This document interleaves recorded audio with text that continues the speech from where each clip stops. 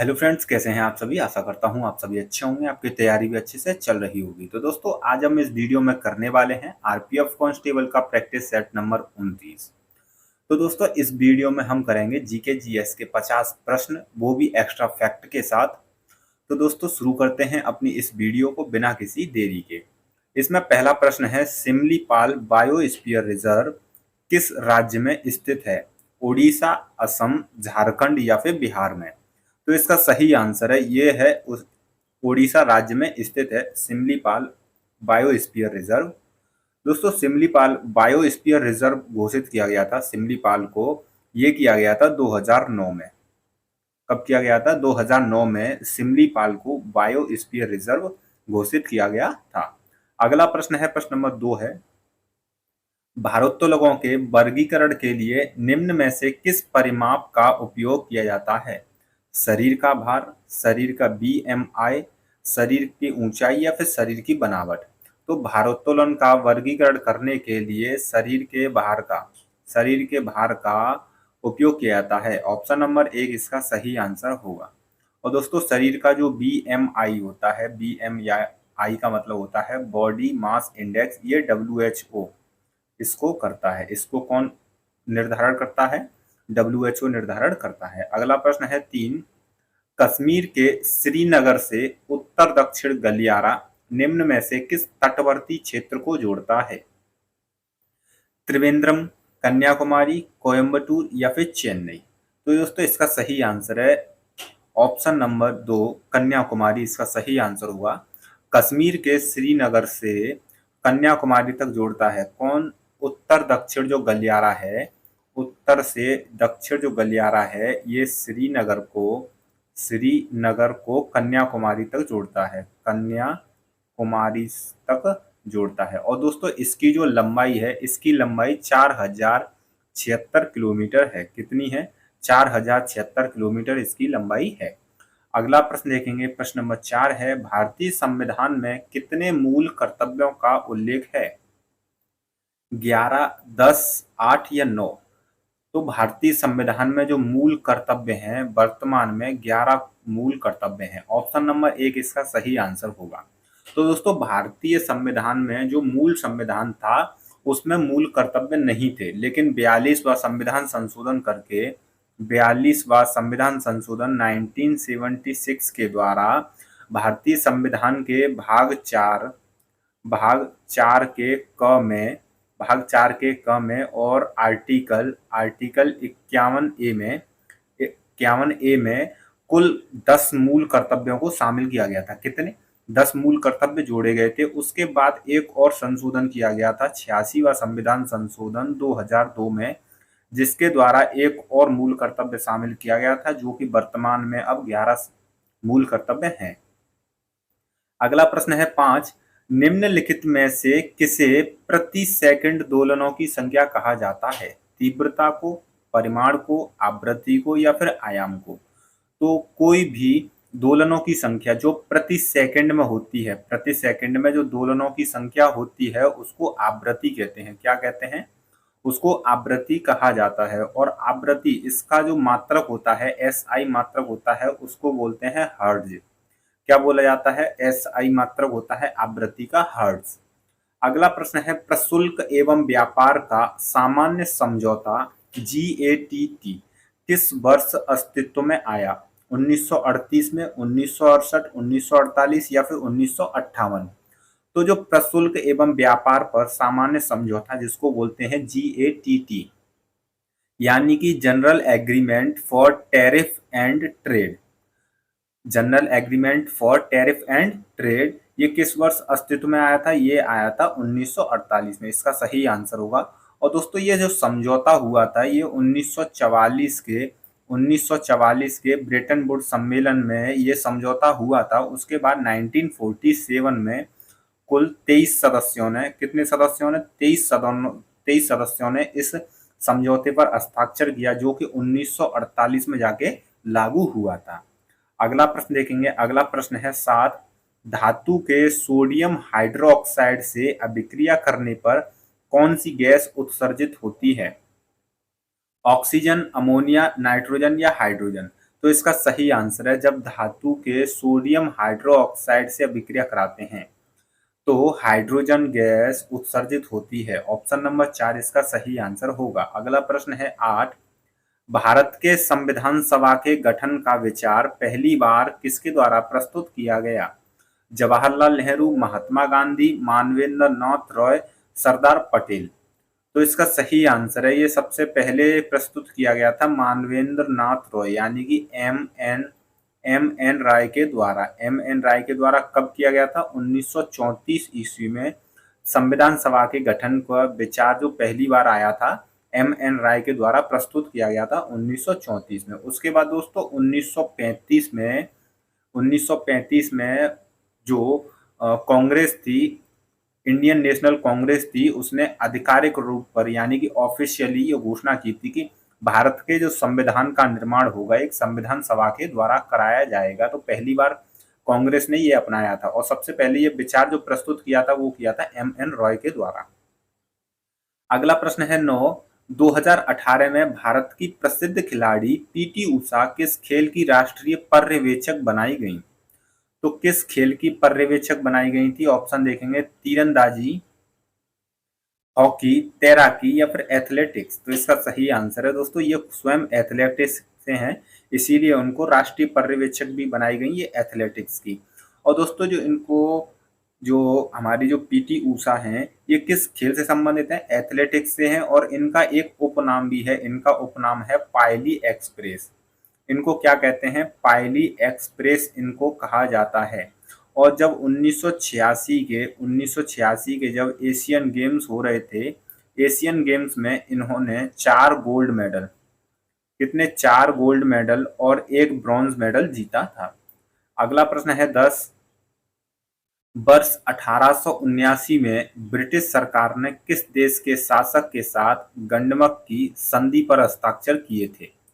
अफगानिस्तान के साथ, श्रीलंका के साथ, बर्मा के साथ या फिर नेपाल के साथ? तो इसका सही आंसर है अफगानिस्तान के साथ। ऑप्शन नंबर 1 इसका सही आंसर होगा। 1879 में ब्रिटिश सरकार ने जो गंडमक की संधि पर हस्ताक्षर किए थे वो अफगानिस्तान के साथ किए थे। उस समय अफगानिस्तान के जो राजा थे वो थे याकूब खान। कौन थे? याकूब खान उन्होंने इस पर हस्ताक्षर किए थे अफगानिस्तान की तरफ से। और ब्रिटिश सरकार की तरफ से जो अंग्रेज थे वो थे लुइस कैवेनरी। कौन थे? लुइस कैवेनरी ने यहाँ पर हस्ताक्षर किए थे। और ये जो संधि थी इस संधि को क्या नाम दिया गया? ये दिया था गंडमक की संधि। अगला प्रश्न है 11।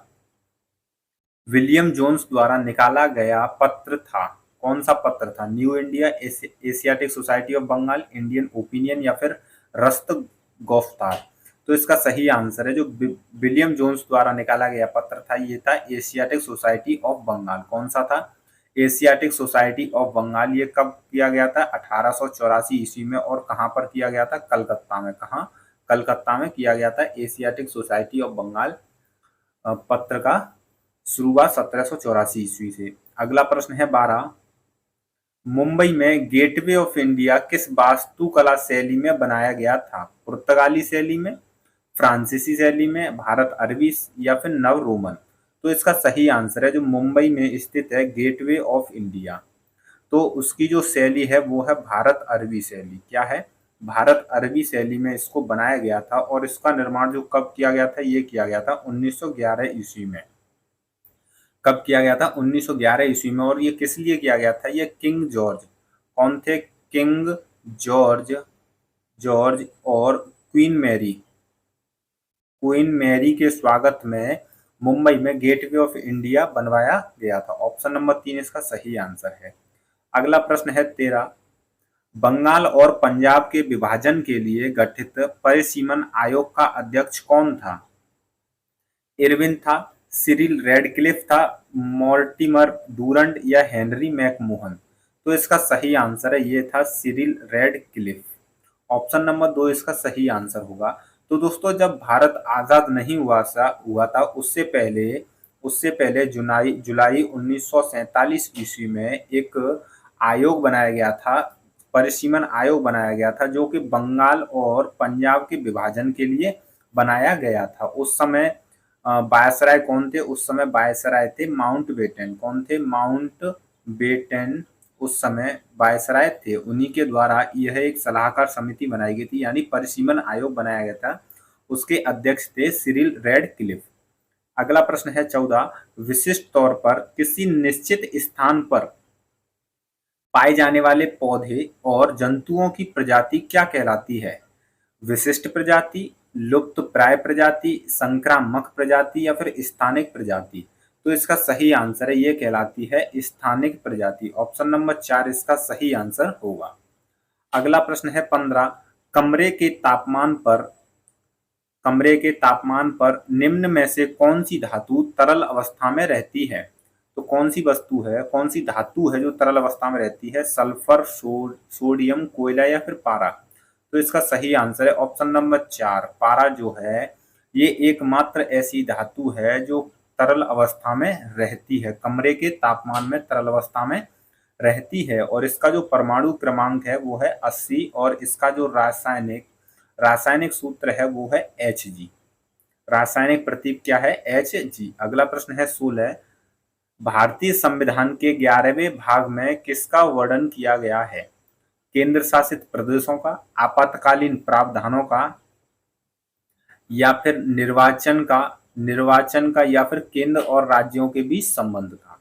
तो जो भारत के संविधान में जो 11वां भाग है वो केंद्र और राज्यों के बीच संबंध के बारे में बताता है। ऑप्शन नंबर 4 इसका सही आंसर होगा। दोस्तों, भारतीय संविधान में कुल 25 भाग हैं। कितने भाग हैं? कुल 25 भाग हैं। अगला प्रश्न है, प्रश्न नंबर 17 है, देवेंद्र झांझरिया ने रियो पैरालंपिक 2016 में निम्न में से किस खेल के लिए स्वर्ण पदक जीता था? तो लंबी कूद के लिए जीता था, पोल वॉल्ट के लिए, गोला फेंक या फिर भाला फेंक? तो इसका सही आंसर है भाला फेंक, यानी कि जेवलिन थ्रो में इन्होंने स्वर्ण पदक जीता था रियो पैरालंपिक 2016 में। अगला प्रश्न है 2011 की जनगणना के अनुसार भारत में पुरुष साक्षरता दर कितनी है? 81.14%, 80.14%, 82.14% या फिर 83.14%? तो इसका सही आंसर है जो 2011 की जनगणना के अनुसार भारत में पुरुष साक्षरता दर है वो है 82.14%। ऑप्शन नंबर 3 इसका सही आंसर होगा। और जो महिलाओं की साक्षरता दर है, महिला साक्षरता दर है वो है, महिलाओं की साक्षरता दर 65.46% है। और भारत की कुल मिलाकर भारत की जो साक्षरता दर है, भारत की साक्षरता दर है वो है 74.04% भारत की साक्षरता दर है। अगला प्रश्न है, प्रश्न नंबर 19 है, हिंदू मंदिरों में एक छोटा कमरा जिसमें उनके मुख्य देवता स्थापित होते हैं कहलाता है, उसको क्या कहते हैं? शिखर, गर्भगृह, मंडप या फिर गोपुरम? तो इसका सही आंसर है उसको गर्भगृह कहते हैं। हिंदू मंदिरों में एक छोटा सा कमरा होता है जिसमें मुख्य देवी या देवता स्थापित किए जाते हैं, उसको गर्भगृह कहते हैं। अगला प्रश्न है 20, लक्षद्वीप का एकमात्र हवाई अड्डा कहाँ स्थित है? कल्पेनी में, कवा में, मिनिकॉय में या अगत्ती में? तो इसका सही आंसर है जो लक्षद्वीप का एकमात्र हवाई अड्डा स्थित है वो है अगत्ती द्वीप पर। कहाँ में स्थित है? अगत्ती द्वीप पर स्थित है। और इस हवाई अड्डे का जो निर्माण यानी उद्घाटन करवाया गया था, ये करवाया गया था 1988 में, बनकर तैयार हो गया था। अगला प्रश्न है 21, भारत के किस एकमात्र राजा का अपना अलग संविधान है? सॉरी दोस्तों, यहाँ राज्य का अपना अलग संविधान है। नागालैंड का, कर्नाटक का, सिक्किम का या जम्मू कश्मीर का? तो दोस्तों, एकमात्र ऐसा राज्य था जिसका अलग संविधान था जम्मू कश्मीर का, लेकिन जो 5 अगस्त 2019 में राष्ट्रपति के द्वारा इसको समाप्त कर दिया गया है, अलग संविधान होने का दर्जा। और ये किसमें इसका वर्णन था? ये था अनुच्छेद 370 में इसको बताया गया था। अगला प्रश्न है, प्रश्न नंबर 22 है, हूबर बांध किस नदी पर स्थित है? रियो ग्रांडे नदी पर, मिसिसिपी नदी पर, अमेजन नदी पर या फिर कोलोराडो नदी पर?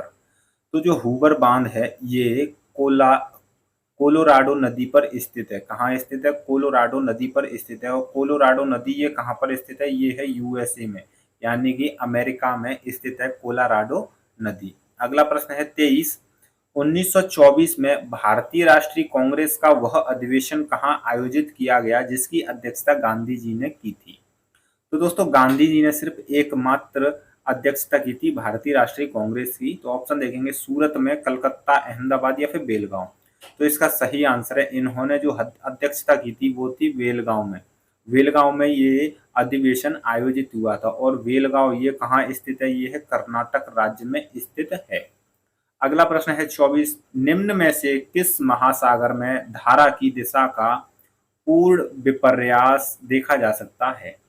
प्रशांत महासागर में, आर्कटिक महासागर में, हिंद महासागर में या फिर अटलांटिक महासागर में?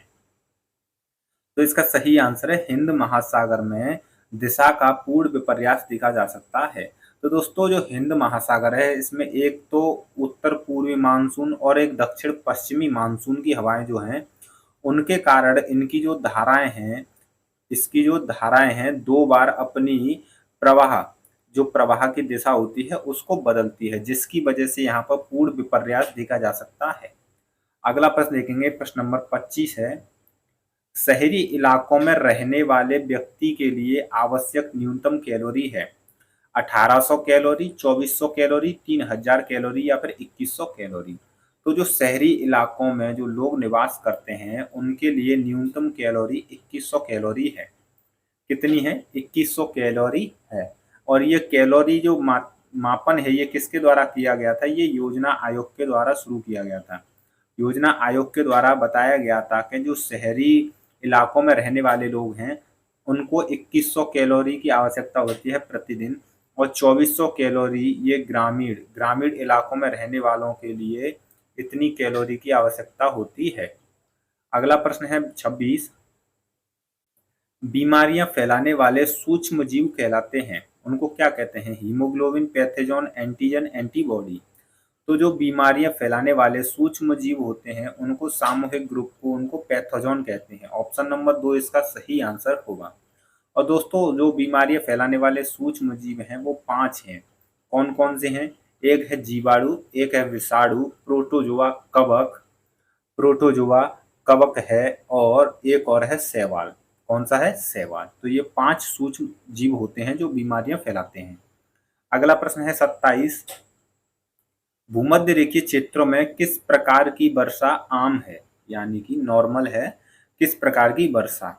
चक्रवातीय वर्षा, संवहनीय वर्षा, उच्चावच वर्षा या फिर पर्वतीय वर्षा? तो जो भूमध्य रेखीय क्षेत्रों में जो वर्षा होती है वो संवहनीय वर्षा होती है। कौन सी वर्षा होती है? संवहनीय वर्षा होती है, और ये दोपहर के समय होती है। कौन से समय? दोपहर के समय। अगला प्रश्न है 28, निम्नलिखित में से कौन सी नदी अरब सागर में जाती है? तुंगभद्रा नदी, ताप्ती नदी, महानदी या फिर कृष्णा नदी? तो ऐसी कौन सी नदी है जो अरब सागर में जाती है? दोस्तों तुंगभद्रा नदी ये बंगाल की खाड़ी में, महानदी और कृष्णा नदी ये तीनों बंगाल की खाड़ी में अपना जल गिराती हैं, लेकिन जो ताप्ती नदी है, ताप्ती नदी अरब सागर में अपना जल गिराती है। दोस्तों ताप्ती नदी का जो उद्गम स्थल है वो है मध्य प्रदेश के मुल्ताई से।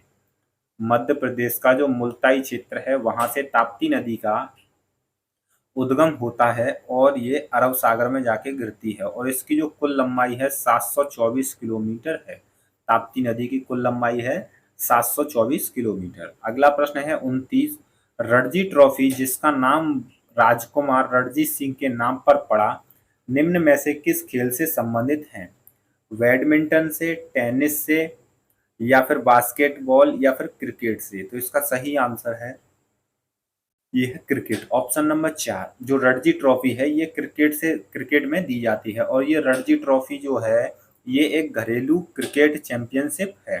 अगला प्रश्न है, प्रश्न नंबर 30 है, निम्न में से किस खेल या स्पर्धा में खेलने के लिए बॉल की आवश्यकता होती है? तो किस खेल में बॉल की आवश्यकता होती है? कराटे में, शतरंज में, टेबल टेनिस में या फिर कुश्ती में? तो इसका सही आंसर है टेबल टेनिस में खेलने के लिए बॉल की आवश्यकता होती है। और दोस्तों इस बॉल को क्या कहते हैं? इस बॉल को बोलते हैं उसमें पिंग पोंग। क्या बोलते हैं? पिंग पोंग इसमें कहा जाता है। और टेबल टेनिस खेलने के लिए एक रैकेट की आवश्यकता होती है, रैकेट और एक नेट की। ठीक है दोस्तों, आगे है अगला प्रश्न 31, केंद्र शासित प्रदेश दिल्ली के मुख्यमंत्री की नियुक्ति किसके द्वारा की जाती है? उच्चतम न्यायालय के मुख्य न्यायाधीश, उच्च न्यायालय के मुख्य न्यायाधीश, भारत के राष्ट्रपति या फिर पड़ोसी राज्य के राज्यपाल। तो इसका सही आंसर है जो केंद्र शासित प्रदेश है यानी कि यूटी है दिल्ली, उसके जो मुख्यमंत्री की नियुक्ति होती है वो होती है भारत के राष्ट्रपति के द्वारा। ऑप्शन नंबर 3 इसका सही आंसर होगा, भारत के राष्ट्रपति के द्वारा। अगला प्रश्न है 32, ईंधन के कैलोरी मान को किस प्रकार व्यक्त किया जाता है? किलो जूल प्रति किलोग्राम के रूप में, किलोमीटर प्रति किलोग्राम, किलो न्यूटन प्रति किलोग्राम या फिर किलोवाट प्रति किलोग्राम। तो इसका सही आंसर है किलो जूल प्रति किलोग्राम। दोस्तों जब ईंधन ईंधन के कैलोरी मान को यानी कि 1 किलो ईंधन का जब दहन किया जाता है तो उससे जो ऊष्म ऊर्जा निकलती है, ऊष्म ऊर्जा की जो मात्रा होती है उसको ऊष्मीय मान कहते हैं। उसको क्या कहते हैं? उसको ऊष्मीय मान कहते हैं। और इस ऊष्मीय मान का जो एसआई मात्रा होता है वो होता है किलो जूल प्रति किलोग्राम। अगला प्रश्न है 33, भारतीय संविधान की 6ठी अनुसूची में निम्न में से किस राज्य के संबंध में प्रावधान नहीं है? मेघालय, त्रिपुरा, सिक्किम या असम। तो दोस्तों भारत की जो संविधान है उसमें कुल 12 अनुसूचियां हैं, जिसमें से जो 6ठी अनुसूची है उसमें 4 राज्यों के बारे में बताया गया है कि 4 राज्यों के संबंध में वहां पर शासन से संबंधित प्रावधान दिए हैं। एक है असम, त्रिपुरा, मेघालय और एक है मिजोरम। कौन सा है? मिजोरम। तो इसमें से पूछा गया है किसका प्रावधान नहीं किया गया है, तो इसका सही आंसर होगा ऑप्शन नंबर 3, सिक्किम का उसमें प्रावधान नहीं है। अगला प्रश्न देखेंगे, प्रश्न नंबर 34 है, स्वर्ण जयंती ग्राम स्वरोजगार योजना SSGY का पुनर्गठन किस रूप में किया गया? तो इसका जो पुनर्गठन किया गया वो किस रूप में किया गया? प्रधानमंत्री रोजगार योजना के रूप में, प्रधानमंत्री 20 सूत्री कार्यक्रम, ग्रामीण रोजगार सृजन कार्यक्रम या फिर राष्ट्रीय ग्रामीण आजीविका मिशन। तो इसका सही आंसर है, इसका जो पुनर्गठन किया गया वो राष्ट्रीय ग्रामीण आजीविका मिशन के रूप में किया गया, स्वर्ण जयंती ग्राम रोजगार योजना का। और दोस्तों जो राष्ट्रीय ग्रामीण आजीविका मिशन है ये कब शुरू किया गया था? 2011 में शुरू किया गया था। अगला प्रश्न है 35, ग्राम एवं कुटीर उद्योग समिति को और किस नाम से जाना जाता है? कर्वे समिति के रूप में, जस्टिस मिश्रा समिति के रूप में, तेंदुलकर समिति या फिर सिंह रंगराजन समिति। तो इसका सही आंसर है ग्राम और जो कुटीर उद्योग है, उद्योग समिति है, इसको कर्वे समिति के नाम से भी जाना जाता है। ऑप्शन नंबर 1 इसका सही आंसर होगा। और ये समिति कब स्थापित की गई थी? ये समिति 1955 में स्थापित की गई थी। अगला प्रश्न है 36, भारतीय संविधान का निम्न में से कौन सा अनुच्छेद उपाधियों के निलंबन से संबंधित है? अनुच्छेद 24, अनुच्छेद 18, अनुच्छेद 51 या फिर अनुच्छेद 21A। तो इसका सही आंसर है जो उपाधियों का अंत है वो अनुच्छेद 18 में बताया गया है। ऑप्शन नंबर 2 इसका सही आंसर हो। अगला प्रश्न है, प्रश्न नंबर 37 है, भारत में द्वितीय पंचवर्षीय योजना की अवधि थी कब थी? 1951 से 1956, 1952 से 1957, 1956 से 61 या फिर इनमें से कोई नहीं। तो द्वितीय पंचवर्षीय योजना थी उसका जो कार्यकाल था, उसकी जो अवधि थी 1956 से लेकर 1961 थी। कौन सी थी? 1956 से लेकर 1961 थी। और दूसरी पंचवर्षीय योजना में भारी उद्योग यानी कि औद्योगिक के विकास पर इसमें जोर दिया गया था। और इसका जो मॉडल था वो मॉडल था पीसी महालनोबिस मॉडल। कौन सा मॉडल था? पीसी महालनोबिस मॉडल पर आधारित थी ये द्वितीय पंचवर्षीय योजना। अगला प्रश्न है 38, बहुकोशिकीय अलैंगिक प्रजनन वाले खंडित जीवों का समूह क्या कहलाता है? स्पंज, एनेलिडा, ऑर्थोपोडा या फिर मोलस्का। तो इसका सही आंसर है ऑर्थोपोडा, ऑप्शन नंबर 3। बहुकोशीय अलैंगिक प्रजनन वाले जो खंडित जीवों का समूह होता है उसको ऑर्थोपोडा कहते हैं। अगला प्रश्न है 39, प्लासी का युद्ध कब हुआ? 1757 में, 1885 में, 1905 में या फिर 1857 में। तो जो प्लासी का युद्ध हुआ था वो हुआ था 1757 ईस्वी में। ऑप्शन नंबर 1 इसका सही आंसर होगा। और दोस्तों जो प्लासी का युद्ध हुआ था ये किस किस के बीच में हुआ था? अंग्रेजी सेना का जो नेतृत्व कर रहा था वो कर रहा था रॉबर्ट क्लाइव। कौन था? Robert Clive.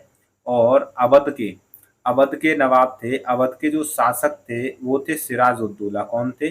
सिराजुद्दौला इसमें थे। और बंगाल की तरफ से इसमें थे मीर कासिम। कौन थे? मीर कासिम। और मुगल मुगल कौन थे इसमें? मुगल थे शाह आलम द्वितीय। शाह आलम द्वितीय इसमें थे। अगला प्रश्न है प्रश्न नंबर 40 है, भारतीय संविधान में राज्य के नीति निर्देशक सिद्धांतों की प्रवृत्ति कैसी है? राजनीतिक प्रचार तंत्र की स्थापना, न्यायिक, पुलिस राज्य की अवधारणा या फिर गैर न्यायिक। तो जो भारतीय संविधान के राज्य के नीति निर्देशक सिद्धांत है यानी कि डीपीएसपी है, ये एक गैर न्यायिक है। इसकी प्रवृत्ति कैसी है? यानी कि इनको लागू करने के लिए कोर्ट में नहीं जाया जा सकता। अगला प्रश्न है 41, 1906 में हुए भारतीय राष्ट्रीय कांग्रेस के अधिवेशन के अध्यक्ष कौन थे? तो कौन सा अधिवेशन था? 1906 का अधिवेशन। दादा भाई नौरोजी, जॉर्ज यूले, सरोजिनी नायडू या फिर मोहनदास करमचंद गांधी। तो इसका सही आंसर है 1906 ईस्वी में भारतीय राष्ट्रीय कांग्रेस के अधिवेशन की अध्यक्षता किसने की थी? ये की थी दादा भाई नौरोजी के द्वारा। किसके द्वारा? दादा भाई नौरोजी के द्वारा। और ये अधिवेशन कहाँ हुआ था?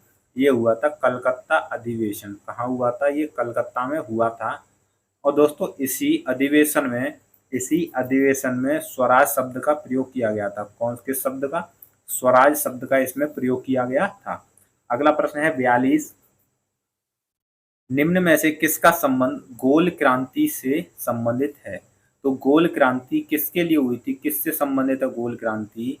कपास से, आलू से, टमाटर से या फिर अंडा से? तो इसका सही आंसर है आलू से संबंधित है गोल क्रांति। गोल क्रांति किससे संबंधित है? आलू से संबंधित है। ऑप्शन नंबर 2 इसका सही आंसर होगा। अगला प्रश्न है 43, टू हैंड स्नैच निम्न में से किस खेल या स्पर्धा से संबंधित है? भारोत्तोलन से, क्रिकेट से, कुश्ती से या मुक्केबाजी से? तो इसका सही आंसर है टू हैंड्स स्नैच। ये भारोत्तोलन स्पर्धा या फिर खेल से संबंधित है। ऑप्शन नंबर 1 इसका सही आंसर होगा।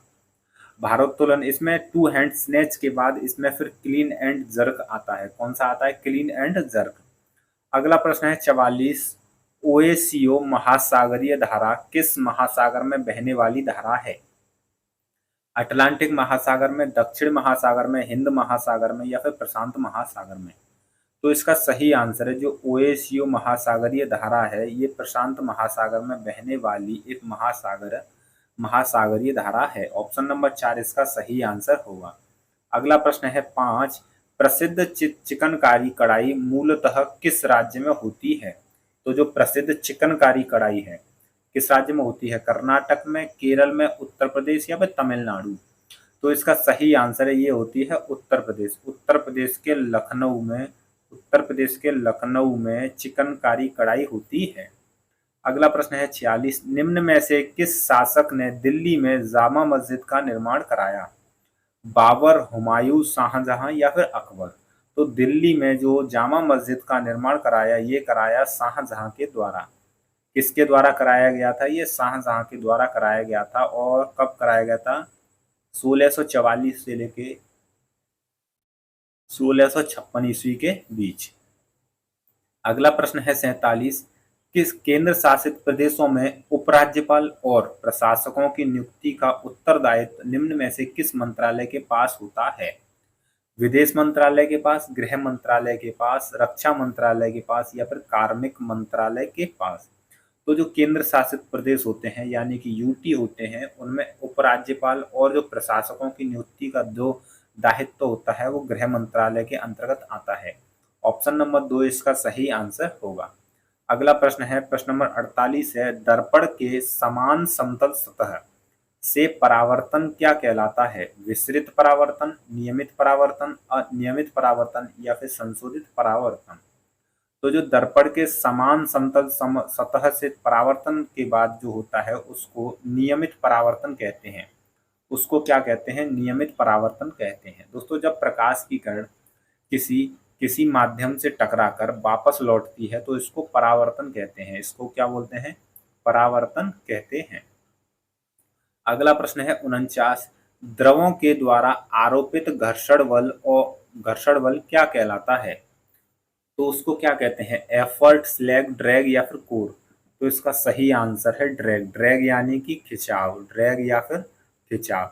जब कोई द्रव होता है उसमें एक बल विरोध करता है, उसके प्रवाह में उसको विरोध करता है, तो इस बल को क्या कहते हैं? इसको ड्रैग कहते हैं। इसको क्या कहते हैं? ड्रैग। अगला प्रश्न है 50। निम्न में से किस कारण के फलस्वरूप केंद्र शासित प्रदेश पुडुचेरी का निर्माण किया गया था? तो किसके कारण? पिछड़े क्षेत्रों का विशेष निवारण के कारण, कूटनीतिक महत्व के कारण, या फिर सांस्कृतिक विशिष्टता के कारण, या राजनीतिक एवं प्रकाश प्रशासकीय के कारण? तो जो पुडुचेरी का जो निर्माण कराया गया है, किस कारण कराया गया है इसका निर्माण? सांस्कृतिक विशेषता के कारण। ऑप्शन नंबर 3 इसका सही आंसर होगा। तो दोस्तों हमारे जीके जीएस के 50 प्रश्न कंप्लीट हो चुके हैं। अगर ये आपको वीडियो अच्छी लगी हो, अगर थोड़ी सी भी इंफॉर्मेटिव लगी हो, तो चैनल को ज़रूर दोस्तों सब्सक्राइब कर लीजिएगा और बेल आइकन को प्रेस कर लीजिएगा, जिससे कि आपके पास ये वीडियो एक नोटिफिकेशन के माध्यम से आपके पास सबसे पहले पहुंच जाए। तो दोस्तों वीडियो को यहीं समाप्त करते हैं, फिर मिलेंगे अगले प्रैक्टिस सेट में। जय हिंद दोस्तों।